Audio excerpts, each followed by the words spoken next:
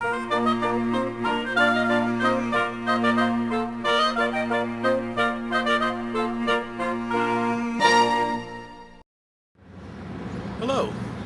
I'm Clive Hoskett III.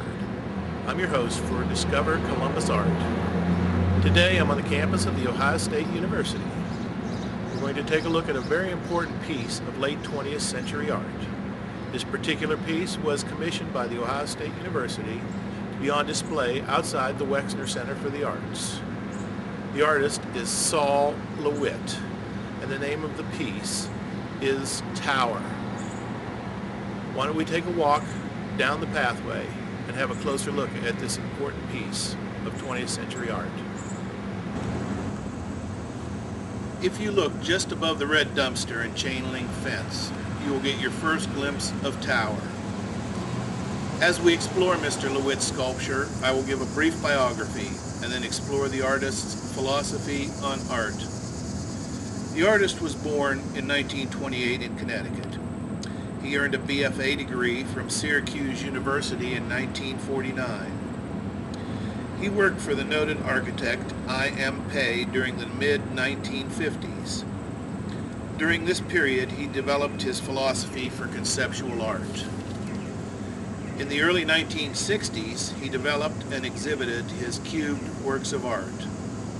The cube format allowed LeWitt to explore his interest in repetition and systematic variation. Tower is an exceptional example of this period in his artwork. In Sol LeWitt's 1967 manifesto, Paragraphs on Conceptual Art, he wrote, "What the work of art looks like isn't too important. It has to look like something if it has physical form. No matter what form it may finally have, it must begin with an idea." He went on to say, when an artist uses a conceptual form of art, it means that all of the planning and decisions are made beforehand, and the execution is a perfunctory affair. The idea becomes a machine that makes the art. In another of his writings, Sentences on Conceptual Art, he stated, "Conceptual artists are mystics rather than rationalists. They leap to conclusions that logic cannot reach. Irrational judgments lead to new experiences."